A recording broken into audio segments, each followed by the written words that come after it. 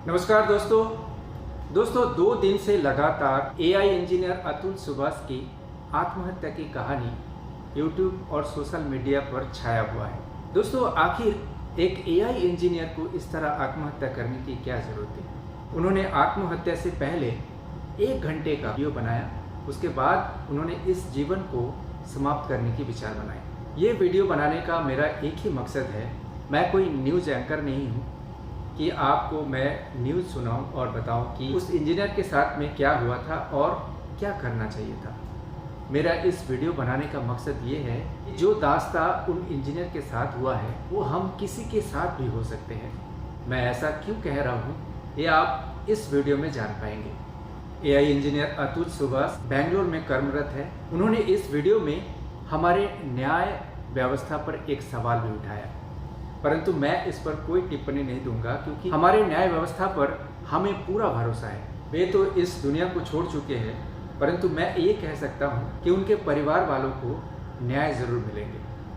अब आगे चलते हैं कि आखिर ऐसा क्यों मैं कह रहा था कि ये किसी भी घर को दस्तक दे सकते हैं। आपको या हमारे किसी के भी घर में ये दास्तां दस्तक दे सकते हैं। आज जो अतुल सुभाष के साथ में हुआ है ये मामला पहला नहीं है, ये पहले भी हो चुके हैं। परंतु मैं ये नहीं कहूँगा कि इसमें लड़की वालों का ही दोष रहता है, पर मैं ऐसा भी नहीं कहूँगा कि उन पर अत्याचार या फिर शोषण नहीं होता है। पर मैं आप लोगों को इस पर विचार करने की बात कहूँगा कि आखिर ऐसे मामले सामने क्यों आते हैं, आखिर हम कहाँ पे कमियाँ कर रहे हैं। चलिए उस पर ध्यान देते हैं। अगर हम हमारे पौराणिक कहानियों पे देखें, महाभारत रामायण पर देखें, हमारे कल्चर हमारे संस्कार को देखें, हमारे एक एक संबंध, चाहे वो पति पत्नी हो, माता पिता हो या भाई बहन हो, हर एक संबंध के पीछे में बहुत गहरा ताल्लुक रहता है, बहुत गहरे रिश्ते होते हैं। आप चाहे हमारे किसी भी शास्त्र को उठाकर देखिए, चाहे रामायण को उठाकर देखिए, चाहे महाभारत को उठाकर देखिए, इन दोनों शास्त्रों में हम देखे हैं कि हर एक संबंध कितने गहरे होते हैं, एक दूसरे के लिए मरने मिटने तक तैयार हो जाते हैं। पर आखिर आज क्या हुआ? आज ऐसा इसलिए है कि हम उन शास्त्रों को भूल चुके हैं, पूरी तरह हमारे संस्कार हमारे कल्चरों को भूल चुके हैं। हम इसे माइथोलॉजी मानते हैं। कोई अगर कहे कि आप रामायण महाभारत को पढ़ते हो, जानते हो, तो आप उन पर कहेंगे कि ये तो माइथोलॉजी है, क्योंकि हमारे को इंग्रज ने बताकर गए हैं कि ये माइथोलॉजी है, मिथ्या है, इसका कोई सच्चाई नहीं है। आखिर हमारे बीच में ही ऐसे बहुत सारे लोग हैं जो इन्हें माइथोलॉजी कहते हैं, मिथ्या कहते हैं। इन पर सवाल भी करते हैं कि आखिर रामायण तो हुई ही नहीं है और महाभारत तो हुई ही नहीं है। इसलिए तो हमें बार बार आप देखे होंगे, हमारे सोशल मीडिया में देखे होंगे, कई सारे सबूत दे रहे हैं कि महाभारत सच्चा है, यहाँ पर ये सबूत मिला, यहाँ पर वो सबूत मिला। फिर भी लोगों को हमें समझाते रहना पड़ रहा है कि आखिरकार रामायण एंड महाभारत सच्चा है, वो सही में हुआ था। अगर हम हमारे पुराणों को मानते तो क्षमा शब्द का पूरा उपयोग करते, एक दूसरे की गलती को आसानी से क्षमा कर सकते हैं, माफ़ कर सकते हैं। लेकिन आज आप देखेंगे कोई भी ऐसा इंसान नहीं है जो एक दूसरे की गलती को आसानी से माफ़ कर दे। यहाँ तक लास्ट तक वो कोर्ट तक भी चले जाने के लिए तैयार है, परंतु वो माफ़ नहीं करना चाहता है। और हम आपसे यही चीज़ कहने वाले हैं, अगर कोई भी गलती को माफ़ करने से समाप्त कर दिया जाए, वो इतना बड़ा कभी नहीं होता।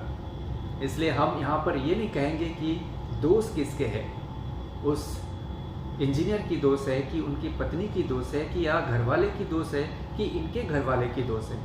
मैं ये नहीं कहूँगा किसके दोष है, पर दोष ये है कि हम माफ़ करना सीखे ही नहीं है, क्योंकि हम हमारे शास्त्रों को पढ़े ही नहीं है, हम किसी गुरु के आश्रय में रहे ही नहीं है कि हम हमारे कोई भी परेशानी उन गुरु से डिस्कस किए ही नहीं है।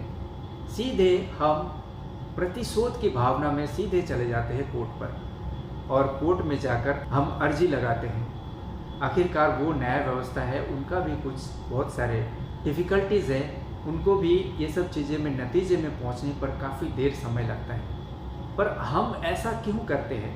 हमारे आसपास के जो गुरुजन हैं उनके पास क्यों नहीं जाते हैं, उनके दरवाजे क्यों नहीं खटखटाते। इसलिए हम आपसे ये भी कहूँगा, अगर आज आपने इस वीडियो से सीख नहीं ली तो आने वाले समय पर इस घटना के लिए आप भी जिम्मेदार होंगे। तो इसलिए पौराणिक कहानियों को पढ़िए, हमारे शास्त्रों को पढ़िए। इतना नहीं कर सकते, कम से कम एक गुरु का चुनाव करिए और उनसे जाकर बीच बीच में मिलिए। आपके जो भी डिफ़िकल्टीज़ है लाइफ में, जो भी डिफ़िकल्टीज़ है उससे डिस्कस कीजिए, कोई ना कोई हल ज़रूर निकलेगा, ताकि आपको कोई कोर्ट कचहरी के चक्कर में ना पड़ना पड़े। अगर आप मुझसे सहमत हैं तो इस वीडियो को एक लाइक ज़रूर दीजिएगा और लोगों से शेयर ज़रूर कीजिएगा, ताकि हमारे भारतीय संस्कृति का न्याय व्यवस्था बहुत सहज हो और लोगों को इतने चक्कर काटने ना पड़े और हर मामला घर पर ही सुलझे, ताकि आपके लिए न्याय व्यवस्था अच्छे से काम कर पाए। क्योंकि आप और हम जितने भीड़ लगाएंगे, न्याय व्यवस्था उतने ही कठिन हो जाएगा। पर मैं आज आपको इस वीडियो के लिए सब्सक्राइब करने के लिए नहीं कहूँगा, आपको बस ये कहूँगा कि इस वीडियो के ज़्यादा से ज़्यादा शेयर ज़रूर करें, कि ताकि लोग इसे समझें और हमारे न्याय व्यवस्था का जो भी कठिनाई है उसको समझें। क्योंकि हम 125 करोड़ जनता है, अगर हम इस तरह न्याय व्यवस्था पर एक के बाद एक मामले लाते जाएंगे तो वो भी जर्जर हो जाएगा। उनको और अच्छे से काम करने के लिए मौका दें। इसलिए आप कोई भी मामला हो, आप पहले घर से सुलझाने की कोशिश करें, ना हो तो आपके गुरुजनों के पास जाएं, उससे मामला सुलझाने की बात करें। प्रतिशोध की भावना ना लाएं, ये प्रतिशोध की भावनाएं नहीं है, ये एक प्रबल आग है, जिस आग पे आप खुद जलते हैं और सामने वाले को भी जला देते हैं। इसलिए मैं आपसे हाथ जोड़कर विनती करता हूँ कि आने वाले समय पर ऐसे अतुल सुभाष जैसे घटना ना घटे, ऐसा आप घर से कोशिश कीजिए। हम इस चैनल पर महाभारत की कहानी सुनाते हैं, स्टोरीज़ को आपके साथ लाते हैं, ताकि हम इस कहानियों से अपने जीवन को सुधारें, संवारें। तो आप हमारे इस महाभारत की कहानी को ज़रूर सुनिएगा और अपने बच्चों को भी ज़रूर सुनाइएगा। मिलते हैं हमारे महाभारत कहानियों के साथ में, तब तक के लिए हमें दीजिए विदा। जय श्री कृष्ण, जय महाभारत, जय हमारे संस्कृति। धन्यवाद। आपका दिन शुभ हो।